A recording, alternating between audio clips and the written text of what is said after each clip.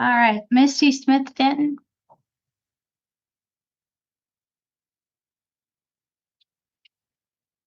Oh, we had this one on before. She was a hot mess. I don't know what happens here. All right, Miss Denton, how are you feeling today? Are you feeling better than yesterday? Yeah, man. Okay, good. So, ma'am, you have from March 12th, 2026, a public intoxication. Fine range on this is $100 to $500 plus your court costs. You plead guilty, your time served. Not guilty, I'll give you a personal bond. How do you want to plead on it? Guilty. Guilty, okay. All right, so that's $484. I'm going to time serve you. Do you have a way to get home today? I'm hoping. Okay, all right, okay. Well, Oh, somebody sobered up. do you need anything, any questions or concerns today? No, that's it. Thank you. All right, thank you, Ms. Smith Denton. Mr. Solis? All right, we're going to start with Mr. Jason Buffy. Mr. Buffy, if you can come forward, please.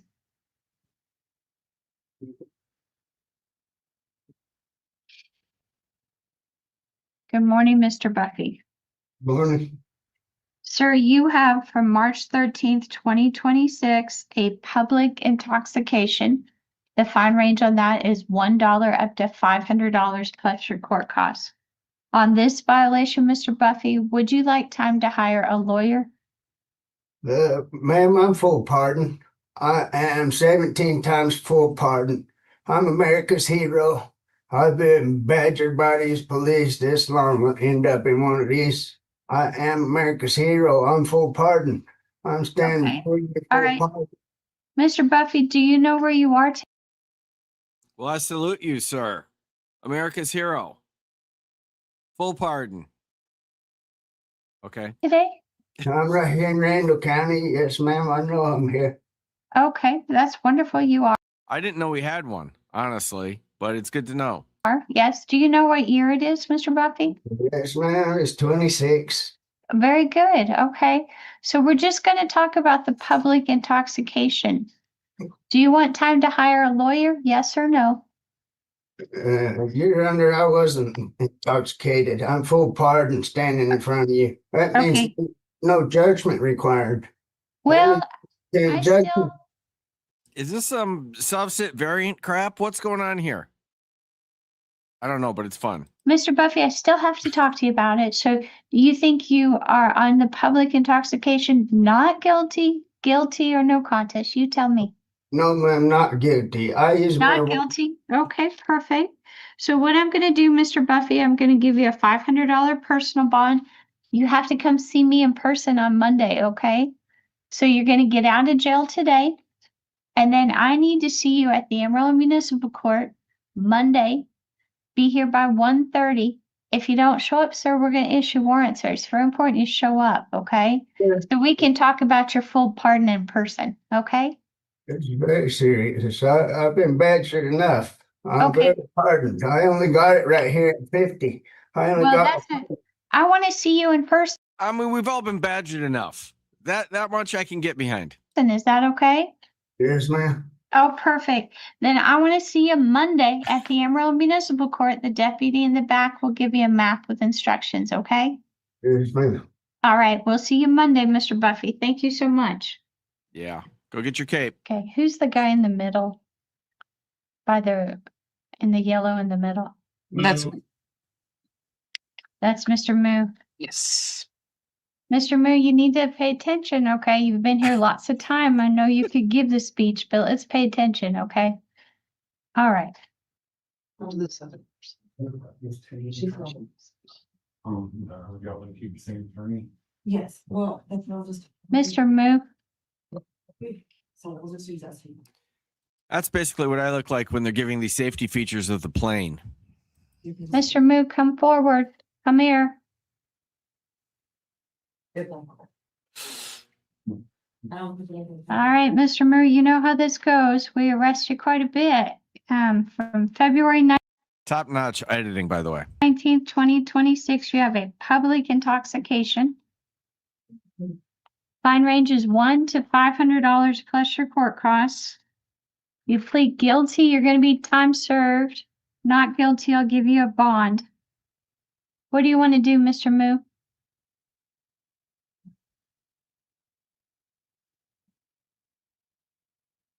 Are you guilty?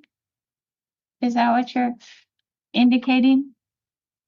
So can you say it out loud, Mr. Moo? I heard you talk before. Okay, I need you to talk to me, Mr. Moo. Guilty, you'll be time served. Not guilty, I'll give you a bond. No, guilty. I'm sorry? I don't know. Okay, you don't know. All right, $500 cash or surety bond. We'll see you tomorrow. Thank you, Mr. Moo. All right, you can go back to your body. Mr. Moo? Mr. Moo, come on up. We're gonna talk again. We talked yesterday. Let's talk today, okay? All right, Mr. We Moo. We got a Mr. Moo series going on. Is it move or moo like cow? Let's see if we sum it up. This is fantastic, Zach. You have from February 19th a public intoxication. We talked about it yesterday. You've been transported from Potter County. So if you plead guilty, your time served. How do you want to plead on that?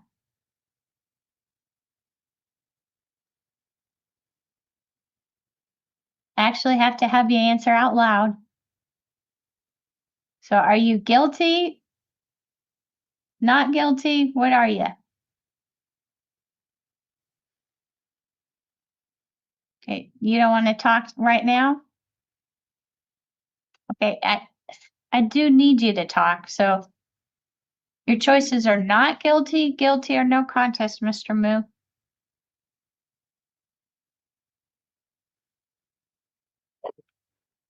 Okay. This poor guy I think he just needs a place to sleep. You have been 1, 2, 3, 4, 5, 6, 7, 8, 9, 10, 11. You've been arrested 12 times, so your choices don't change. And I still need to hear it out loud, Mr. Moo. So what I'm going to do is I'm going to have you sit down. Next time I call you up, I'm going to need to hear from you. So sit down, Mr. Moo. Go have a seat. Mr. Moo, come on up.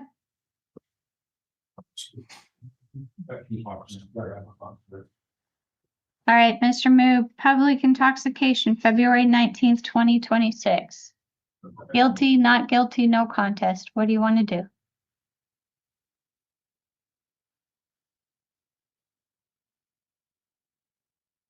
I know you can talk. I've heard you talk before. So I need you to pick one. Guilty. Guilty, okay. All right, Mr. Moo, that's $559. You are time served. Do you have any questions today? No? Okay, thank you, Mr. Moo. You may go back to your pod. Oh my God. He finally did it. He finally did it. These are her first felony offenses. We do feel that community control is appropriate in this case.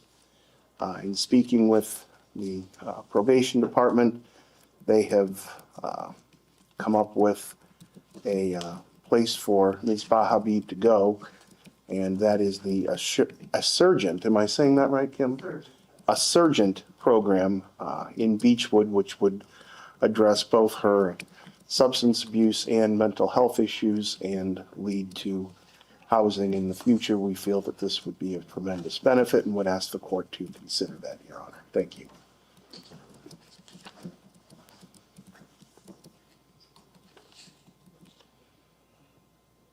All right, Ms. Bahabib, what do you want to tell me before I sentence you?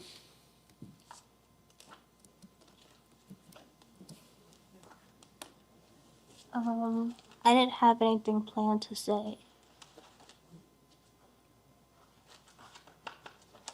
Well, why did you do this?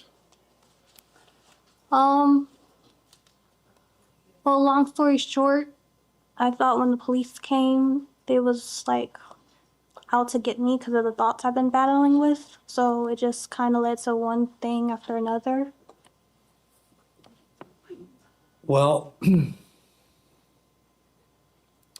why did you kick and bite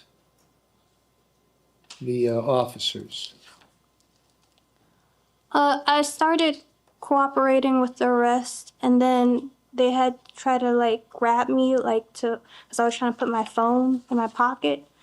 And so when they grabbed me, I just snapped in a way and just started. Well, didn't you ask a question, would I get more time for this? And then you hauled off and kicked the one guy in the groin? Yes, because like I said in my statement, I said I felt like it was better to join them if you can't beat them.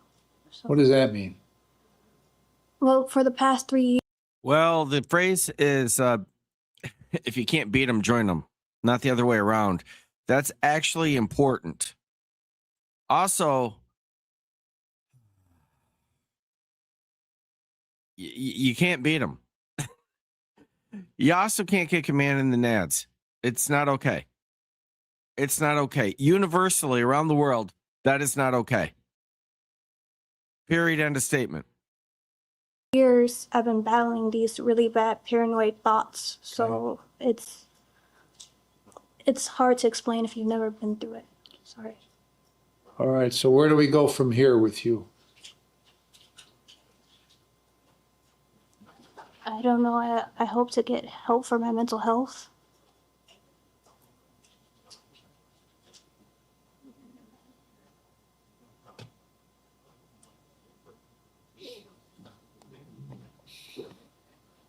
I mean, it does sound more fun that way, don't get me wrong. But it's wrong.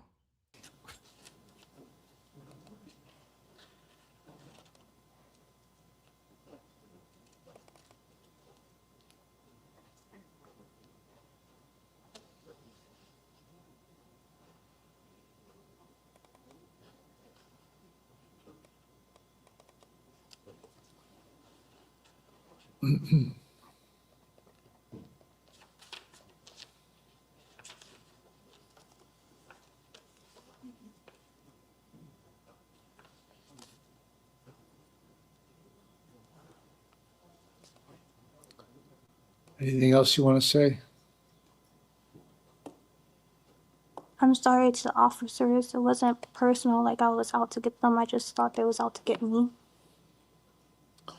Okay, thank you. Ms. Linden? Thank you, Your Honor. In this case, Your Honor, I guess one of the concerns is that these kinds of things continue to happen. There is one case that's not listed in the PSR from Cuyahoga County that it was dismissed without prejudice, so there's still something potentially pending there, and that is involved in assault on a peace officer. Now we have this offense after that, and plus the other one that's pending some kind of review at this point in time. So there is an issue with her behavior, her violence. I'm not sure what the reason is. I have some concerns.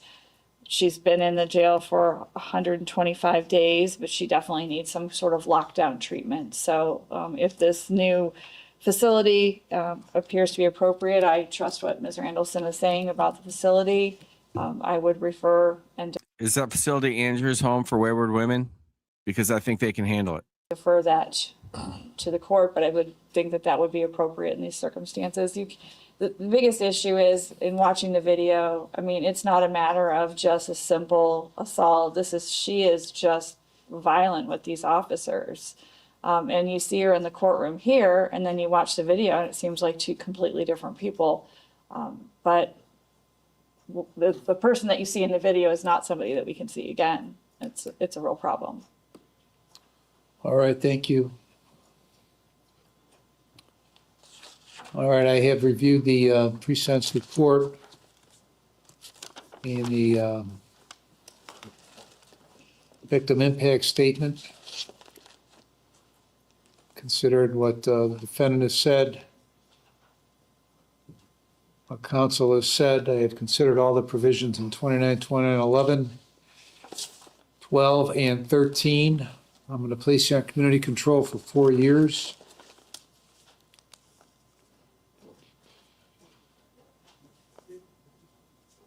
You're going to serve 140 days in jail, with credit for 125. Is that gonna give enough time to Kim to get her to a surgeon?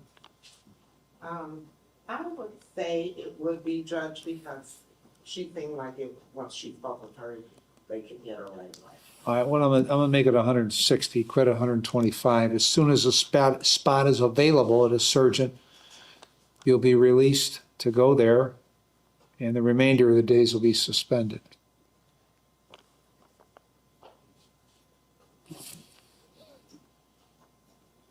You're gonna complete that program and follow all their recommendations. You're to have no drugs or alcohol, and you'll be screened.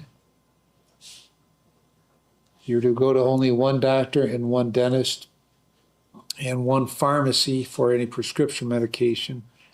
If you are prescribed medication, you're to take it only as prescribed. You will sign releases for the probation department to get any records they need. At the appropriate time, you'll obtain and maintain full employment. And you're going to get a valid driver's license and pay the costs and supervision fees in this case. Ms. Randallson, any other terms you think are appropriate? No, Your Honor. Do you understand all the terms? Yes, Your Honor. Do you have any question about the terms? So I stay there the whole 4 years? No, you're on probation for 4 years. You're going to go to this program, and you're going to go through the program. They're going to treat you for mental health, treat you for drugs or alcohol, and then they'll make recommendations as to what you should do next, and then you'll follow those. Okay. So the 4 years is the term that you're on probation. Okay. Any other questions? No, Your Honor. Okay. If you don't comply, the state will file a motion to terminate the community control, and if I find you violated, then there's a potential that you could go to prison for 30 months. You understand that? Yes, Your Honor. She just needs an Italian sausage and a corn dog, and that would fix her right up.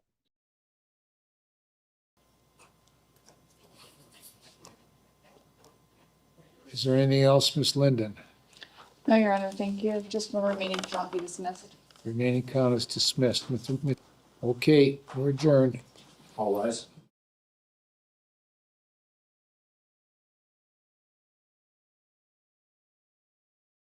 Used a deadly weapon, and the state would again reiterate the fact that we are asking the court to impose 2 separate prison sentences for each of the 3-year firearm specifications. Even though the underlying offenses merge, the case law does require us to do that. Thank you. All right. Mr. Bradley?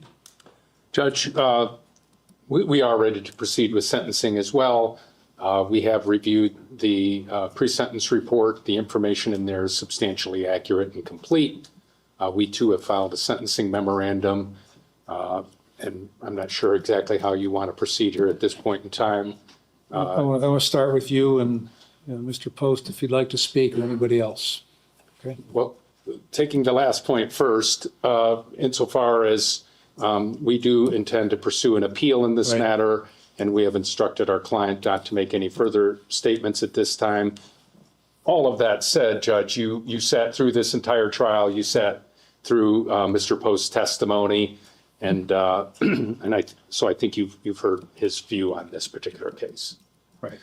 I also don't want to be redundant in terms of the information in the pre-sentence report. It is quite thorough, and you can see from the report he's 63 years old, does have significant health issues, no prior felony history, some limited misdemeanor history, albeit I think most of it, 25 or 30 years ago. A long history of meaningful employment. He's a military veteran, husband, father, homeowner.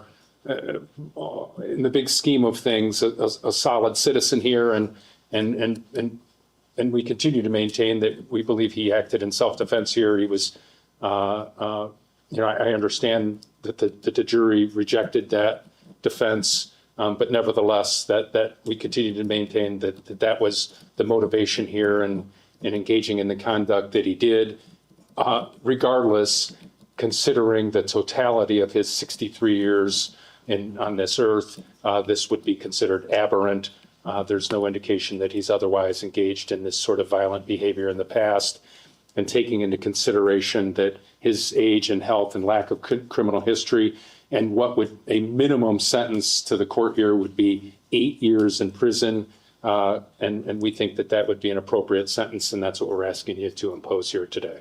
All right, Wow, thank you. thank you. And Mr. Post, in line with what Mr. Bradley said, you're not going to speak at this hearing, is that correct? Yes, sir. All right, you know you have the opportunity if you want, Yes. right? Okay, Thank you. all right, and I won't consider that for any purpose. Ms. Tuttle? Thank you, Your Honor. The state is requesting that the court impose those 2 3-year prison terms consecutive to one another, consecutive to a prison term of 4 to 6 years for the underlying felonious assault charge. When we look at seriousness and recidivism factors here, we have to look at the fact that this is more serious. The victim suffered serious physical and psychological harm as a result of the defendant's conduct here. There aren't any factors that make this less serious. If the court were to consider the victim's conduct here in starting some sort of altercation, that would undercut the jury's verdict. The jury did find that the defendant, beyond a reasonable doubt, was not acting in self-defense. Therefore, the court should not consider any factor of the victim provoking the defendant or starting something here, because that would be against the jury's verdict. Turning to recidivism factors, it's important to note that the defendant shows no remorse at all whatsoever. Defense counsel stated that the defendant feels that he genuinely regrets that the incident took place, but all that the defendant regrets is the consequences that are happening to him. He feels no regret, remorse, or sadness for what happened to Devin. He feels no remorse for pulling the trigger. He feels as though he was entitled to do that, and that's very clear from his jail calls. It's very clear from his statements in the pre-sentence report. He's been cold and detached anytime that he's talked about what happened to the victim here. He said that the victim brought this upon himself, and he's made statements demeaning the victim and his family. The ORAS, what was striking to the state here, is that the ORAS shows that he is a high risk in criminal attitudes and behavior. That goes hand in hand with his lack of remorse. Nothing about his conduct or his words leads the state to believe that he would make a different choice if he was in this situation again. Throughout their filings, defense counsel has stated that all the defendant wanted to do was not be badly beaten or not get into a fight. But the defendant made a series of choices that day. And those choices put him into this situation. And those choices demonstrated exactly what the defendant wanted that day. This didn't happen to him. It wasn't an accident. He wasn't in the wrong place at the wrong time. He was exactly where he chose to be, exactly when he chose to be there. It was the defendant who followed the victim for miles. It was the defendant who chose to tuck a loaded gun into his waistband. It was the defendant who chose not to call police. It was the defendant who chose not to change his route home. It was the defendant who chose to get out of his car at the Cleveland Clinic. It was the defendant who chose to punch Devin Quiggle in the face. And it was the defendant who chose to shoot Devin Quiggle multiple times. Devin didn't want to be shot that day. Devin didn't want to be followed home by the defendant. Devin didn't want to be transported by ambulance and life flight. Devin didn't want to have 2 life-saving surgeries. Devin didn't want to spend 11 days in the hospital. Devin didn't want to suffer permanent nerve damage. Devin didn't want to have part of his colon removed. Devin didn't want to deal with the psychological damage that as a result of the defendant's conduct. Devin spent more time in the hospital than the defendant spent in jail in 2025. And he has to live for the rest of his life with these injuries and with the harm that the defendant caused. That's why we're asking the court to impose a 3-year gun specification consecutive to a 3-year gun specification consecutive to 4 to 6 years in prison. The defendant has credit for 55 days of jail time served. We're also asking that the court impose the mandatory post-release control that's required with a sentence on a felony of the 2nd degree of no more than 3 years, but no less than 18 months. Thank you. Well done. You said there's 55 days? Yes, Your Honor. All right, I have reviewed the pre-sentence report and the victim impact statement, as well as the sentencing memorandum of both the state and the defense. And I have considered all the provisions in 29-29-11, 29-29-12, and 29-29-13. And as Mr. Bradley noted, I did sit through his trial. And boy, if there was anything more avoidable, I don't know what that would be. All right, now, Mr. Post.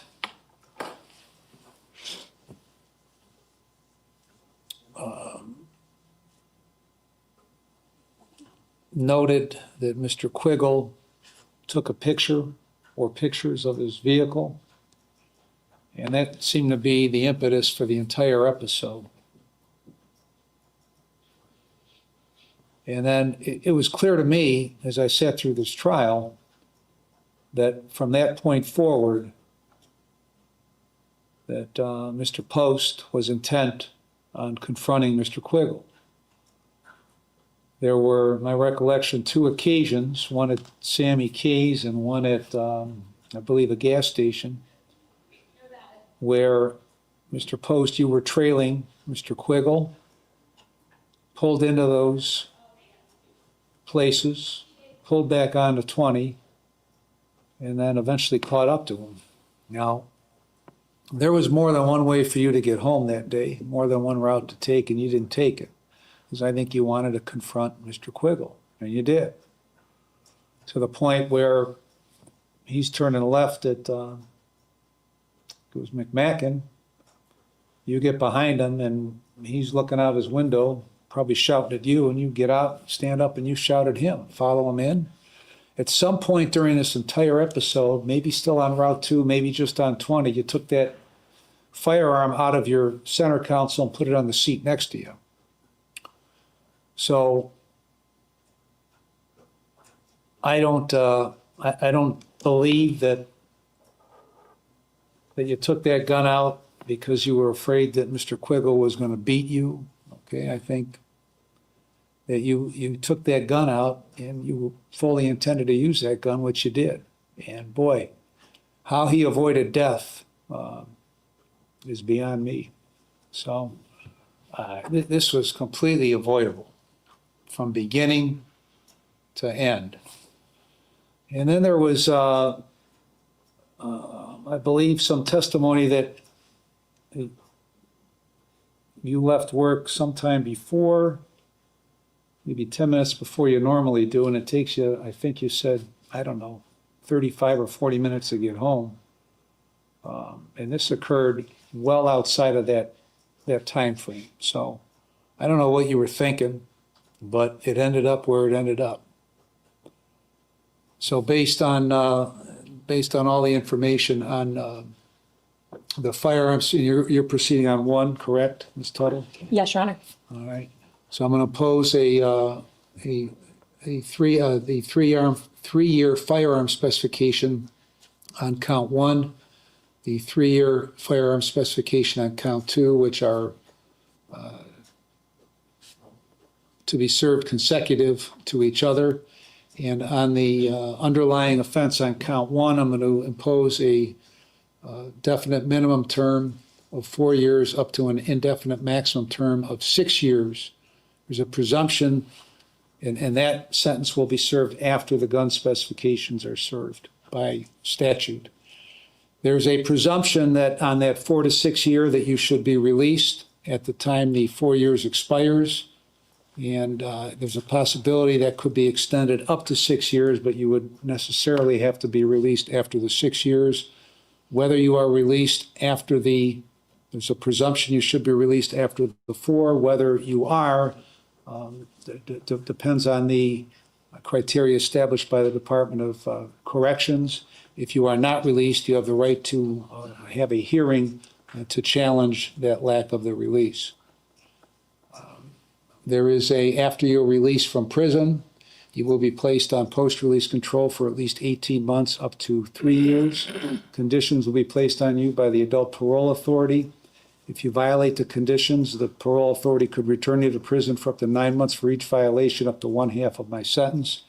If that violation is a new felony, you could get an additional consecutive prison sentence for the violation, the maximum of which is a greater of 12 months, or the time left under post-release control. You have a right to appeal your conviction and sentence to the 11th District Court of Appeals. You have a right to have a lawyer appointed in that appeal because I'm going to presume you're going to be indigent now that you're serving the sentence. If you can't afford a lawyer, one will be appointed for you. You have a right to have a transcript of all the hearings that took place in this case. If you can't afford that transcript, it'll be provided at public expense. And you have a right to have a timely notice of appeal filed on your behalf. Mr. Bradley, what is your desire with regard to the appeal? Judge, we will be filing the notice of appeal. I do anticipate that we will be handling the appeal. But as you aptly pointed out, Mr. Post is indigent, and we would ask that the court provide a copy of the transcript at state All right, expense. I will order that, but I would ask that you get an affidavit of indigency so we can send it down to the state public defender. But you will be appointed then on that. Thank you, Judge. Okay. Is there anything else, Ms. Tuttle? Is the court granting the 55 days of jail time credit? Yes, credit for 55 days. Nothing further. Thank you. Mr. Bradley, anything further? No, Your Honor. Thank All right, you. We're adjourned. Wow. That was heavy. She did a great job arguing it for the state. Kamar Jareel Alexander, Paulie Dean for the state, Kamar Alexander appearing in person, and pro se. Mr. Alexander, you still don't have an attorney. Are you planning to represent yourself in this bench trial today? Yeah, I can. Is that what you want to do?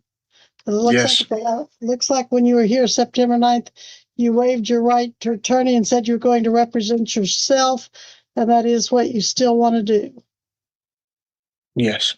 Is anyone making you give up your right to an attorney, or are you doing I've already seen a pro se take on Paul Dean. It did not go well for the pro se. this of your own free will? On free will? All right. And you understand that you have been advised that you can hire any attorney, and if you could not afford to hire an attorney, you could apply for court appointed. Do you remember that? Mm-hmm. I'm sorry? Yes. Okay. All right. Well, then I will have the record reflect that you're knowingly and voluntarily still waiving your right to an attorney, and you still wish to have a bench trial today on driving while suspended and driving without proof of insurance. Is that correct? Yes. All right.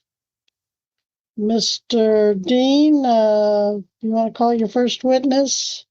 State of Kansas call Deputy Fisher, Your Honor. Deputy Blake Fisher. Please raise your right hand. Do you solemnly swear the testimony you're about to give shall be the truth, the whole truth, and nothing but the truth? So help you God. I do. All right. Thank you. Please proceed. Deputy Fisher, could you please give us your full title and training background? I'm Deputy Blake D. Fisher with the Greenwood County Sheriff's Office. I graduated from the Kansas Law Enforcement Training Center in January of 2021. And have you been with Greenwood County this whole time? Yeah, I have. That is since 2021. 2019, I was in the jail since 2019. Very good. And back on the Is everyone 25th depressed? day, What's going excuse on me, here? the 6th day of August of 2025. Come on, we're convicting a dummy here. Let's get some spring in our step, all right? What were your duties on that day, sir? It's supposed to be fun. Regular patrol. And were you stationed along 400 highway? I was about the 351 mile marker in Greenwood County, Kansas. And was there anything that occurred that drew your attention that day? I was on routine patrol down there, and I overheard on scanner traffic that It's Deputy Eeyore. a Wilson County deputy had initiated a traffic stop on a maroon 2017 Kia Optima. Oh yeah, I'll make Winnie the Pooh references and you'll deal with it. He ran the driver's license through his dispatch. However, he wasn't able to get a return. After he had cleared the traffic stop, his dispatch came back and said that the driver was suspended. And then I located the vehicle at approximately 11:56 p.m. and initiated a traffic stop on the same vehicle. And you had overheard the tag and vehicle description, correct, through dispatch? Correct, yes. And that's how you identified the vehicle that you were stopping? Correct. And once you activated your emergency equipment and siren, did the vehicle stop appropriately? It did. And did you make contact Sure with the is. driver? I did. Kamar Alexander, who's present here today, and he's No lady can resist a maroon Kia. known as Kamar Alexander on Zoom. When you made contact with him, what actions did you take? As I approached the window, I asked for his driver's license and current proof of insurance. He provided me with the state of Kansas driver's license. He wasn't able to provide me with any current proof of insurance. And after provided with his driver's license, I ran it through both my in-car terminal and my dispatch to check the validity of his driver's license, and it did show suspended. And following you finding out about that, did you take any further action with Mr. Alexander? I issued him 2 notice to appear citations to court. And this all occurred within the confines of Greenwood County, Kansas? Yes, sir. Your Honor, I'd also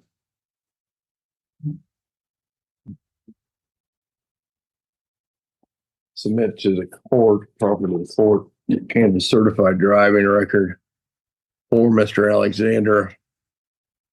And it still shows his status as suspended. And it was suspended on that date in question. In fact, the suspension took place in July of 2025, with this being August 2025. And admit that as defense exhibit, or excuse me, state's exhibit number 1. Defendant's certified driving record is admitted as states 1. Please proceed if you have anything further. I don't believe I have anything. Was there any proof of insurance supplied after this ticket to either the officer or the county attorney? None is contained in the file here. And Deputy Fisher, he didn't have insurance at the time of the stop, or he didn't give you any? No, ma'am. And he hasn't come to you since the stop and given you any? No, ma'am. All right. Okay, Mr. Alexander, this is your time for cross-examination. You can ask Deputy Fisher any questions about what he's just testified to. If you have questions of him, if you don't, then you don't have to ask questions. But if you do, now's your time. It's not your time to tell your version of what happened yet. That'll come a little later. But if you have questions, you may ask your questions at this time. I have no questions. All right, thank you. Mr. Dean, any further evidence? State rest, sure. State rest. So now, Mr. Alexander, do you want to call any witnesses, present any evidence? You can testify on your own behalf if you want to. You don't have to. And if you don't, it won't be considered as evidence of guilt against you. So at this time, do you want to testify or call any other witnesses? Hey, what you mean by evidence? Can I use paper evidence? Well, it depends on what the paper evidence is. Are It's you for going? my insurance, I think. My Okay. insurance. Showing that I've been making payments on some insurance. All right. Do you want to testify about that? If you want to tell me about that, I need to put you under oath. I need to have you raise your right hand. You solemnly swear what you're about to tell me shall be the truth, the whole truth, and nothing but the truth, so help you God? Yes. All right. You may lower your hand. Now state your name. Kamar Alexander. And you're the Kamar Alexander that was stopped by Deputy Fisher on August 6th of 2025 on Highway 400 inside of Greenwood County, Kansas? Yes. All right. Now, what do you want to tell me about that incident or what the officer has talked about? So at the time, I didn't know that I didn't have, I guess, no insurance. Well, I thought that I had some insurance. And then so I ended up going to the bank to get some receipts showing that I've been making some payments on some insurance. since I didn't show no proof at the time. That's it. Okay. Mr. Dean, any questions, cross-examination? Mr. Alexander, do you acknowledge that you were suspended on that date? And I was, and I didn't know I was suspended. Have you since learned through the driving record that I provided that you were in fact suspended on that day that you were operating the vehicle? Yeah, I thought I knew like that same day because he ended up telling me that my license was suspended. All right. So you're not disputing that fact, correct? What you mean by that? You're not disputing that you were actually suspended, whether or not you knew of it on that date. That day. Oh, sweet Jesus. He truly just didn't know what the word disputed meant. That's what we're dealing with. Yeah. Okay. In regards to your insurance, do you have an insurance card? Company to which you're making payments? I might not have it, but I got like a paper showing like I made like. Can you show me the paper? You're gonna have to get it. That's just your bank readout. What company are you making these payments to? I don't want you to put your whole bank statement up on the internet because people can see that, may glean some information that shouldn't be appropriate for them to have. They ain't gonna know my information. I'm trying to be helpful to you, sir. Your Honor. He's being completely appropriate, and then Big Dummy's like, don't worry about it. Which I understand because he doesn't have any money to steal anyway. This is what I would ask to do. I would ask that we continue this matter. And Mr. Alexander, just for future reference, if you ever, not saying that this would happen to you again, but if you ever have a situation where you're cited with no insurance, but yet you have insurance in place, if you get a hold of the county attorney's office, at least any county attorney I know of, and the statute gives us as a defense, and provide that proof and we can verify it, that count could already been dismissed and taken care of before we ever came here for a trial. This is my first time ever going. And that's why I'm trying to be helpful to you.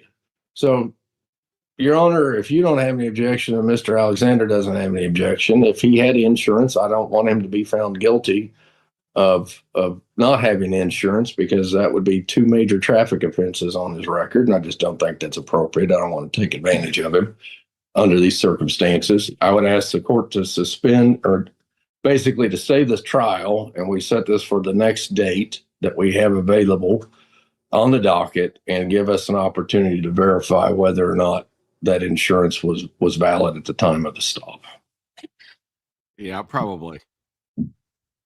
All right, we will bifurcate the trial. I don't like doing that, but I will under these circumstances. That basically just means we're going to split your trial up, Mr. Alexander. We've started it today, but we're going to carry it over to another day so you can get that proof of insurance to the county attorney and let them confirm that it is proof that you had insurance at the time you were driving. He is. Dean is an excellent attorney, Mr. Dean. Excellent attorney. Very good at what he does. Very reasonable. Now, if you went out and got it after you stopped, that's a whole different situation. But if you went out and got the proof that it was in effect at the time you were driving, then that's something the county attorney would consider, something the court would consider, and the officer would have if you'd had that available. So, Missy, when can you move the second half of this trial to? November 7th at 11. Mr. Alexander, do you object to that? That way you can get, if you want to, you can provide that information to my office. Yeah. So that because we would, if you have it in place, we're just going to dismiss that count, okay?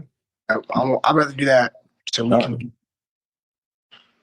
All right, so this matter is adjourned until November. I mean, even that, he's been really nice to me. He says, if you have it in place, we'll dismiss it. And he says, I'd rather do that. Yes. That's the whole supposition of everyone involved. 7th at 11 a.m. I don't believe Deputy Fisher will need to be back at that time. No. really, Mr. Dean. No, It's painfully stupid. I mean, like I don't know how much dumber you can get than that. Mr. Alexander, did you have any more testimony or information you want to provide? All right, didn't know. Then Mr. Fisher or Deputy Fisher, your obligation from the state's satisfied, and we'll come back and resolve it once we know what the status of that insurance was. All right, thank you, Deputy Fisher. You can go or stay as you wish. Mr. Alexander, you need to get that information to the county attorney, though. Do you want him to mail it, bring it in person? How do you want him to get it to you, Mr. Dean? However he can. He could email it. I mean, email it would be the fastest, obviously. But if mail's what he has, mail. There should be enough time to get that to us and give us the opportunity to run that. All right, you're obligated to come back November 7th at 11 a.m., sir.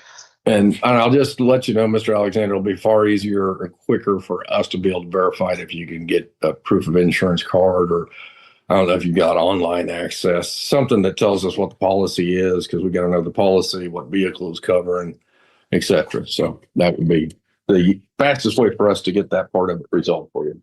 Yes, sir. All right. November 7th at what time did we say, Judge? Put 11, Missy. Is that what you want? Yes. Okay, 11 a.m. All right. Thank you, Mr. Alexander. You are released from today's half of the hearing. All right, thank you. Have a good day, sir. You too. We're recording. On the record in GW 2025 TR 396, State of Kansas versus Kamar Jareel Alexander, Paulie Dean for the state, defendant Mr. Alexander appearing in person and pro se via Zoom. Mr. Alexander, as you may recall, you're here on count 1, driving while suspended, a B misdemeanor, and count 2, driving without liability insurance, a B misdemeanor. This case is getting a little age on it. We had it back on September 9th. We set it for trial on October 10th. We started the bench trial. The state called witness 1, Fisher, and then apparently rusted, and you called yourself. And somewhere during the hearing, you said you had proof of insurance, and you were going to provide that to the state to be verified. So we set this over to see if that could be done. Then October 5th, when we came back, looks like we came back December 11, 7, and December 5th. December 5th, you said you hadn't sent proof of insurance as of that date. And January 6th, we called the conclusion of the bench trial. But you again said you hadn't sent the information, and we gave you the benefit of setting it over to February 10th so you could get proof to the county attorney. Your Honor, also in the meantime, I'm not sure your notes will reflect he did apply for and was approved for diversion. Okay. The paperwork has been sent for him to execute the diversion agreement. It appears the problem has been trying to get it to a correct address for him to sign it and return it to us. We've mailed a diversion agreement on February 13th and another one on February 21st to different addresses in Wichita and Park City.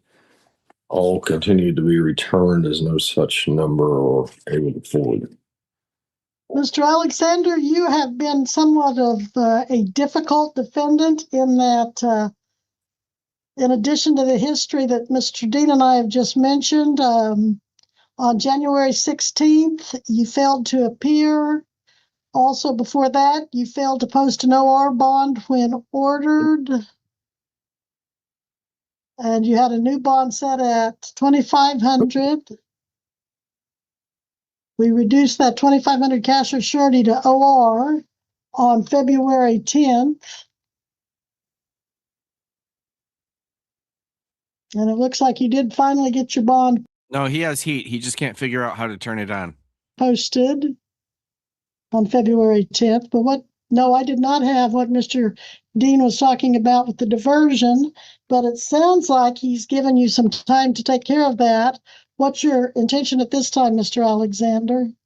I did receive some papers of, I don't know if it's diversion at this point, but I did receive some papers from y'all whenever y'all sent them. And I guess they're saying that I haven't filled out like every signature on there. So I don't know if I'm supposed to get him back to refill them out. Or Let's try to just get to it. Did you get a letter that looks like this? Greenwood County Attorney's letterhead says those are the diversion papers. agreement. Those are the papers that I think I received. Giving you instructions. It looks like they've been mailed to the mailers that have been returned. It looks like they emailed you a copy. Are you able to print and execute that? I don't know if I've received the email. Okay. But I received those papers. All right. If you've got these papers, then this next step document behind the. If he had Darren Patterson, Darren would call Paul with the 57 other cases they've got that day and resolve this in less than 20 seconds. Guaranteed. Cover letter, it says diversion agreement. It tells you what your rights are that you're waiving by entering the diversion. Mm-hmm. And then it looks like starting on page 2 of the diversion agreement, generally they highlight everything for you where you need to initial. Just put your initials there, saying that you've read and understand that. Mm-hmm. The costs are outlined. And then what you need, and then there's another page for you to sign at the end of that agreement. Mm-hmm. And then a notice of diversion for you to sign. Just everywhere it says defendant, but an order to continue for you to sign. And then you take that, put it back in the mail to us. Looks like they had probably indicated you needed to pay it on the cover letter. It tells you how much you need to pay. If you're not able to get all that paid at one time, then usually we'll take at least a portion of that, at least $100 or half of it, and then give you 6 months to pay the rest of it all. Okay. Now I do have proof. I don't have proof of me probably signing no papers, but I do have proof of me that some type of check, whatever, of me having proof of paying one of the things off for that, and then I'm supposed to be paying another check for I think around April or something, so that way it can be paid off. But I did end up paying one part for that. Okay. As it was it. Gotcha. Let me check on it. That.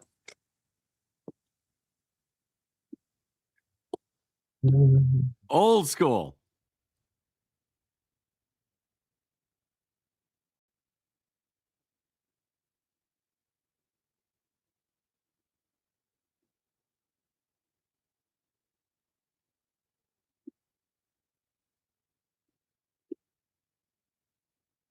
So when you sent the check in, you didn't send it in with the actual diversion agreement? No, I should have. Everything was sent to each other. When did you mail that? Probably yesterday or the day before yesterday. One of them around that time frame. And they said that we had to hurry up or else.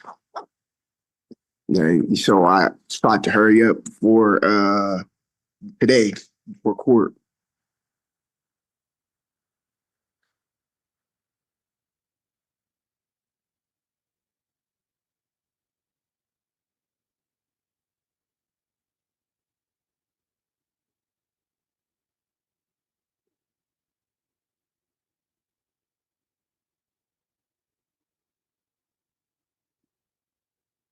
Okay, Judge. Well, if he sent that in, that was part of the notes that I had received. Good chance we haven't received that yet. I won't receive it until Monday, but I did ask just so that we know. If that's the case, what I would ask is we just wait till I get a response. This was the only case set for the 10 o'clock docket. And we can just wait. And if once I get a response, if we know we've received it, great. Either way, I would be asking we just set this over to the next docket day to make sure that we got the paperwork. And once we know that we've got that portion of the paperwork, the stay order should be on file, and maybe at that point in time, nobody would even need to appear. But even coming from Wichita, we should get the mail within the next couple of weeks before our next hearing. Yeah, All I right. have, Yes, Sorry. Mr. Alexander. I have another quick. Okay, now I do apologize for taking up y'all's time because I have time too as well, just like y'all do, and I'm pretty sure like I don't want to keep going through this just how y'all want to keep going through this. So like, is there any way I can like what am I supposed to do for real? Okay, Mr. Alexander, if you've done what you just told me you've done, then you've done what you need to do. Then the only thing remaining would be to complete the diversion agreement, which is basically pay off the balance, not have any law violations during the time period the diversion runs, which probably a 6-month time period. Yes, it's a 6-month time period from the date the diversion's filed. And I'm just going to note, you'd indicated at trial. Usually, most prosecutors just continue on with trial. I want to dumber down the ticket. Like I want to fight that. Okay, looks like we have received some of it, but the second page where all the costs are was not initialed. And didn't get the whole notice of diversion page, but did get the half the payment. So, Could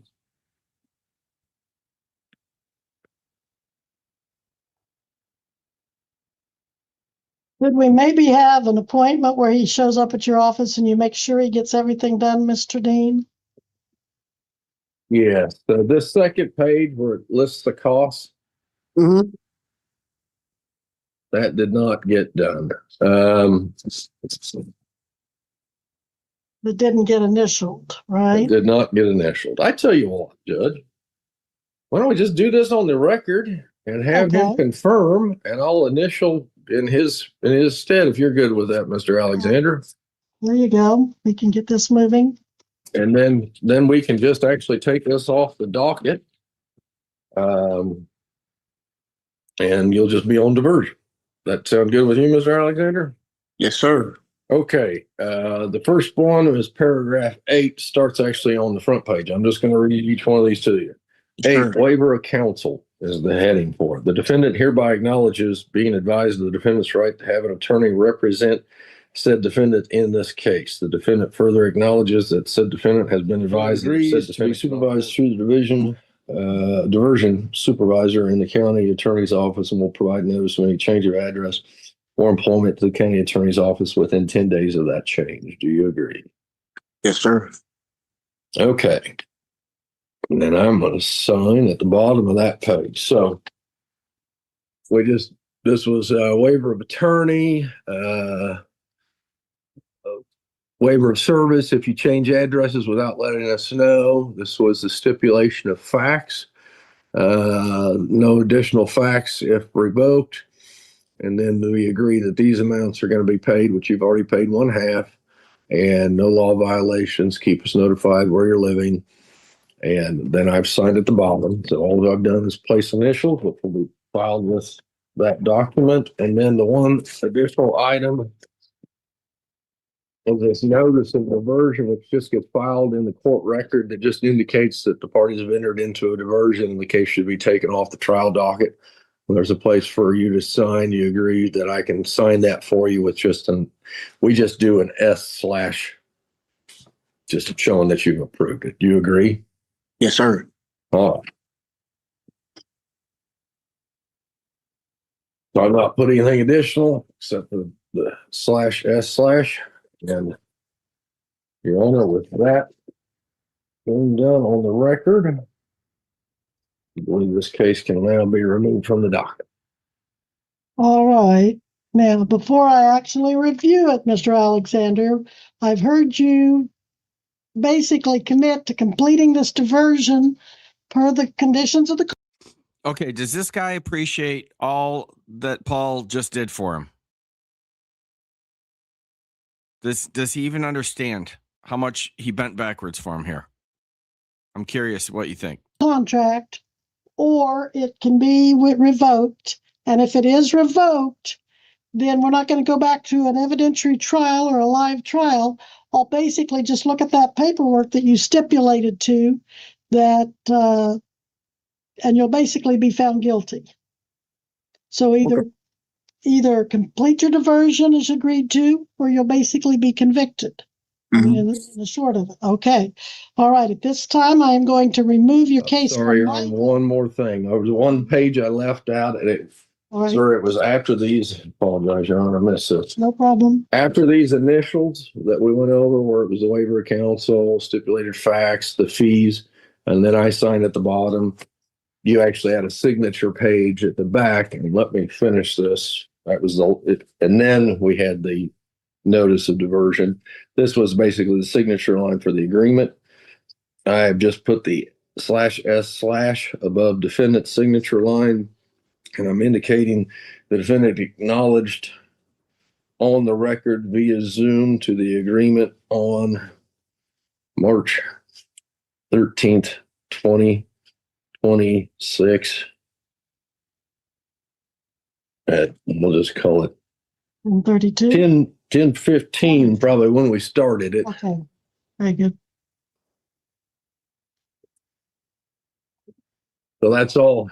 I don't have the greatest handwriting, but that's all that says. The defendant acknowledged on the record via Zoom to the agreement on March 13th, 2026 at 10:15 a.m. You approve? Yes, sir. All right. Okay, so I will take this off of my docket, Mr. Alexander, but you're still obligated to the county attorney under the terms of a contract that you will do those things that you just went over with Mr. Dean. And if you do, then he will honor his part of the contract and dismiss the case, and the charges will not become convictions on your record. Yes, All ma'am. right. Any Was it questions? made? I was just going to check with him, Mr. Alexander. I believe you're the last of the other half of the payments due sometime in April. I think you worked out with the county attorney's office. That sound accurate? All right. So get that payment made then, and don't have any law violations for the two main highlights, and keep that up for 6 months, and this case can be dismissed. All right. Yes, sir. Good luck to you, sir. Your Honor, I don't have Thank anything you. further from the state. Mr. Dean, does he have a copy of that contract, or will you send that? I will send it to him. I'm gonna scan this in and send it to. I've executed as well. I'm gonna scan it into the county attorney's office so they can get it on the file, and I'll let them know that we just did it on the record and preserved it in that fashion.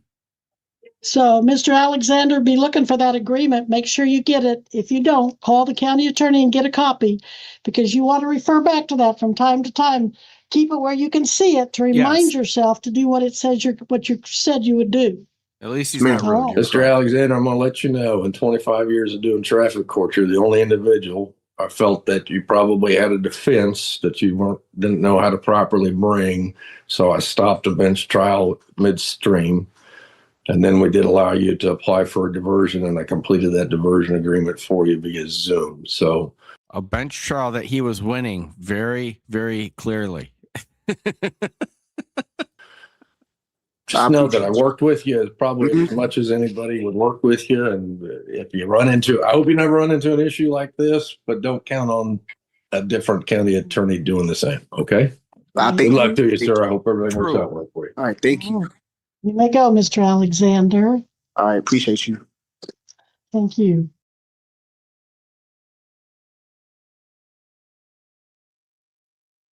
Facing the defendant on his own recognizance. He does have that juvenile hold. I don't know what's going to happen with that, but on this case, we are asking for pretrial services supervision and testing for controlled substances.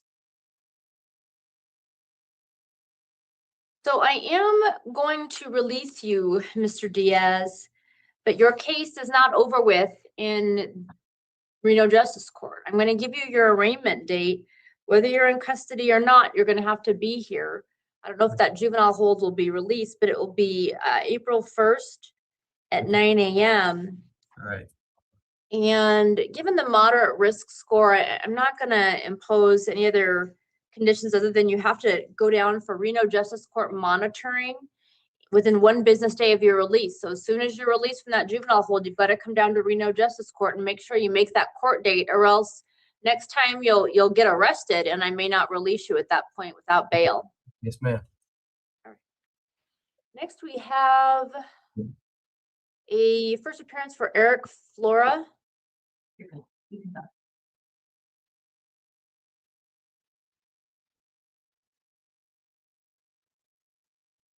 morning. Probable cause has been found. The public defender is appointed. Let's start the bail hearing with the state.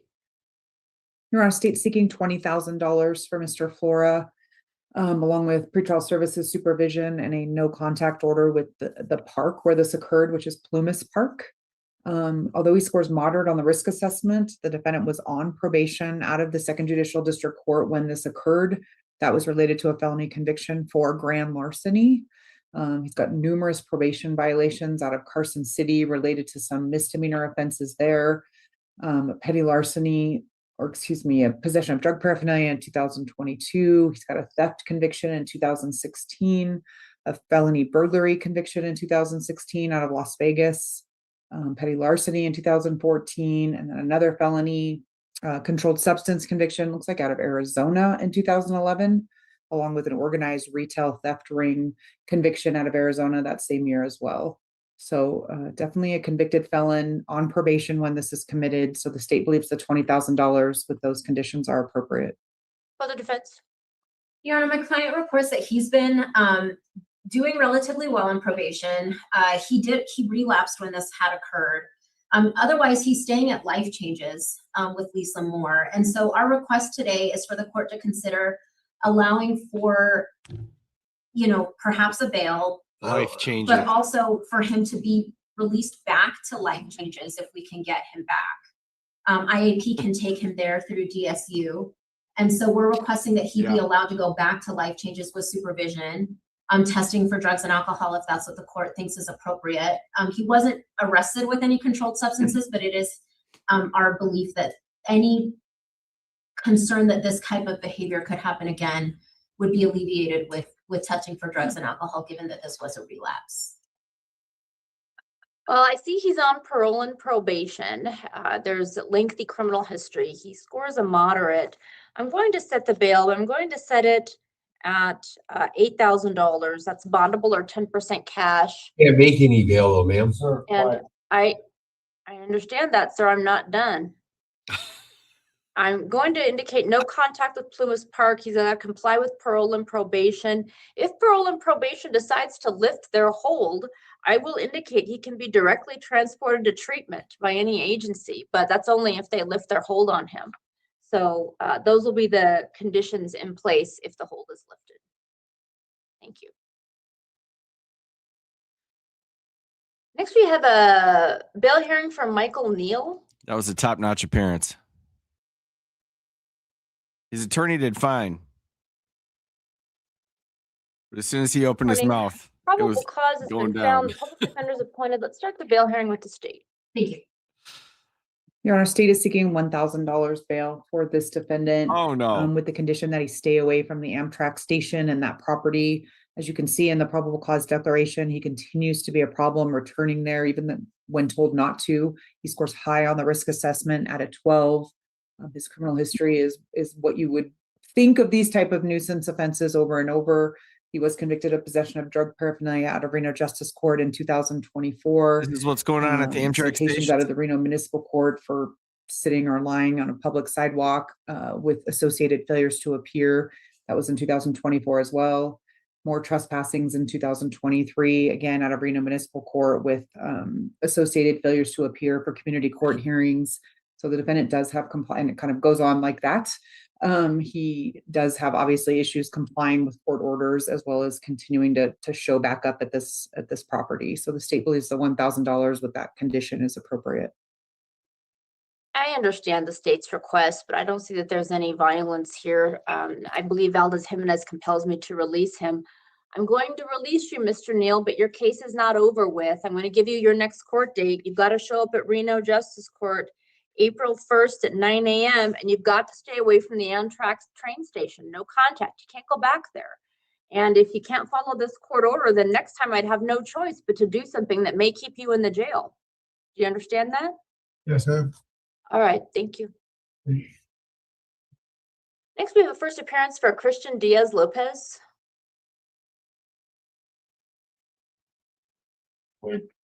Oh, he was coming.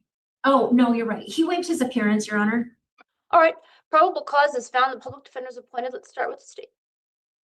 State seeking $15,000 bail for this defendant, along with pretrial services supervision, with a no alcohol and testing clause for the same. As you can see, he scores 11 on the risk assessment, a very high score, 2 of those points being for failure to appear and prior violent criminal convictions, also receiving 2 points. In this matter, he battered a police officer where he appears to be grossly intoxicated upon them contacting him. Is that illegal? Unfortunately for Mr. Diaz-Lopez, he's had many opportunities to get his substance issues under control. He was just, in 2023, he was arrested for residential burglary, got a chance to do specialty court, and he did it for many years. He ended up graduating in September of 2025 after a lot of ups and downs, but he did graduate, and that case ended up being dismissed. In 2023, He was in the honor dorm. he had another burglary that was reduced to a trespassing, looks like out of Reno Justice Court. He did cap court. He got treatment there, and his history goes on and on. He has battery, he has obstructing and resisting charges. He's got, looks like his criminal history goes back to 2016 with the battery conviction. The defendant does have prior violent convictions as well, those batteries. So the state does believe that the $15,000 with those conditions is appropriate. Well, defense. Your Honor, my client reports that he doesn't have any money that he could post towards bail, whether it's 10,000 or 10. But he does say that he's been staying at WellCare most recently, and he did, he left. He was intoxicated. The state is correct. If he goes back to WellCare and he's testing for drugs and alcohol, The state and got that he's right. checking in the way that he's, supposed to, and we have him on supervision, I think these types of offenses are going to be less likely. I understand the state's position, that he's had plenty of opportunities to get clean. I think he does better when he is actively being supervised. It's different when you're not being held accountable, even though he's in a facility. So I think, with the testing and the supervision, he says that he knows what it is that he needs to do. He recognizes that if he's on supervision and he drinks, he can be remanded. He says that he wants to go back to WellCare. So we're asking for IAP transport if we can get him into a bed. So given his lengthy history, his lengthy problems with drugs and alcohol, I believe a monetary bail is appropriate, but I'll set it at $3,000. It's bondable or 10% cash. If you post it, he needs to be monitored by Reno Justice Court. I will include direct transport by any agency to treatment or sober living. So if he can arrange that, I'll allow that to happen. Otherwise, that bail remains. Next, we have first appearance for Christopher Dilbert. All right, now I'm just curious.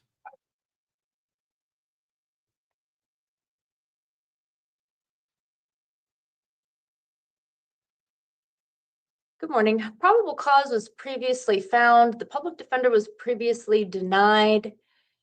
And Mr. Dilbert, let me just ask you a couple questions about your income, sir. Do you currently have a job? And if so, how much income are you making per week? I have a job, about $1,000 a week, but I just paid mortgage. I don't have any extra money to bail out. Okay, how many people are in your household? 2. All right, so I believe, sir, given that you're on the cusp and that you indicate after paying your mortgage you don't have any more funds, I will appoint the public defender to represent you. You're free to hire an attorney anytime you like. This doesn't change that, but I will appoint the public defender's office. Let's begin the bail hearing with the state. Thank you, Your Honor. State seeking $100,000 for this defendant, along with pretrial services supervision. We would ask for a no contact order. What did he do? Pursuant to the case for this defendant, for the victim. We're also asking for a no firearms or weapons clause as well. The state believes that amount of bail and those conditions are appropriate based on a couple of factors. Number one, the underlying facts of the case. You can see the defendant's conduct outlined in this probable cause declaration, making threats against his former mother of his child, girlfriend, and then the eventual actions that he takes in this case, following through with those threats. Behavior in this case is disgusting. He is currently on pretrial services for 2 outstanding felony cases. One of those being a battery causing substantial bodily harm. It's currently pending in Sparks Justice Court. He's got a prelim set for that on April 6th. He also then picks up a felony embezzlement plus a possession of a controlled substance arrest. Those were combined into one case.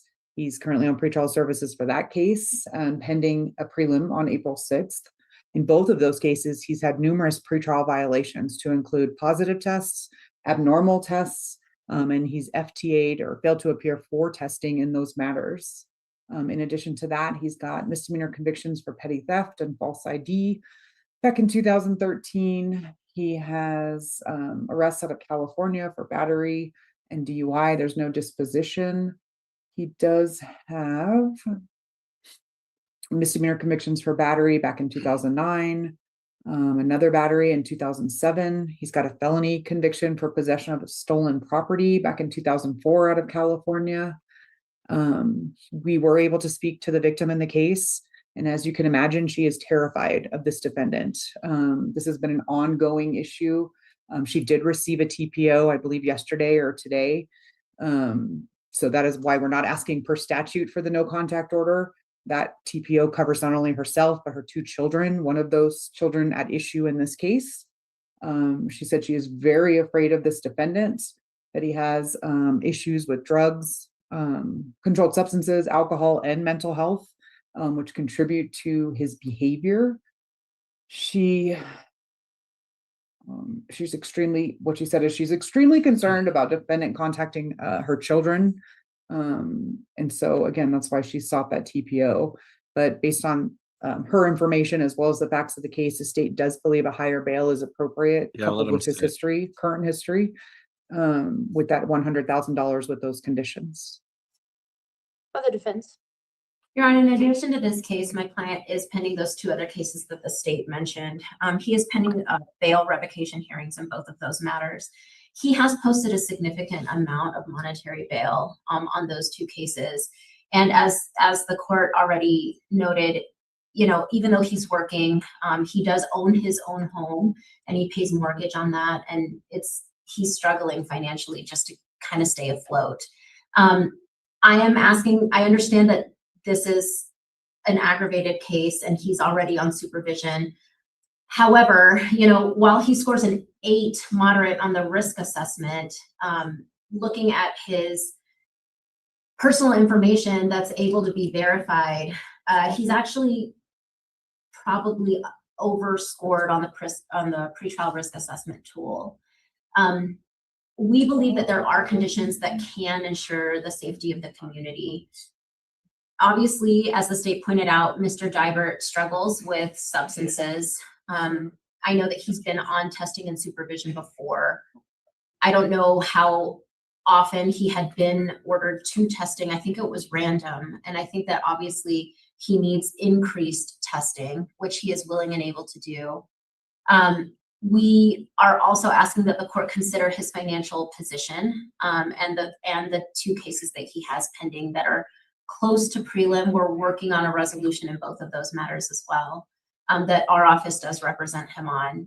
So with all that said, Mr. Dybert asks that the court consider releasing him on this matter, understanding that it is very likely that the bail in the other 2 matters is going to be revoked and he's going to be looking at a significant number on those. Any conditions that the court thinks are appropriate in this matter, he's willing and able to comply with, including no electronics, no social media, obviously no contact with the mother of his children. And if the court does think that monetary bail is appropriate, understanding that he has those other 2 cases that are still pending, our recommendation would be 25,000. Yeah. He's already on supervision for very serious allegations, and this behavior is also very serious and very concerning against the alleged victim. And he talks about other things related to the legal system. And so I believe there is a risk to the community. And he also has had numerous violations while he's on the pretrial supervision, not including this. I hear that Ms. Casso indicates that he's been testing positive for drugs and alcohol and has still been given chances to continue out of custody. So at this point, I believe that a very high bail is warranted due to the risk to the community. I will set it at $100,000. It's bondable only. No contact with Caleb Bloom, that's pursuant to statute, NRS 1784845 for 120 days. So that includes phone calls from the jail. They are all listened to and recorded on a regular basis. I hear them being brought up frequently. So do not reach out to her from the jail. It will only be used against you. There will be pretrial services supervision. You've got to comply with any family court orders that are in existence, no weapons, and testing for drugs and alcohol. Thank you.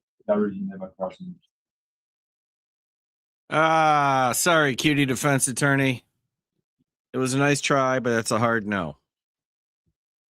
Not no, but hell no.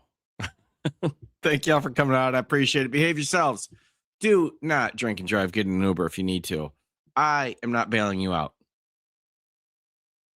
You may need to bail me out.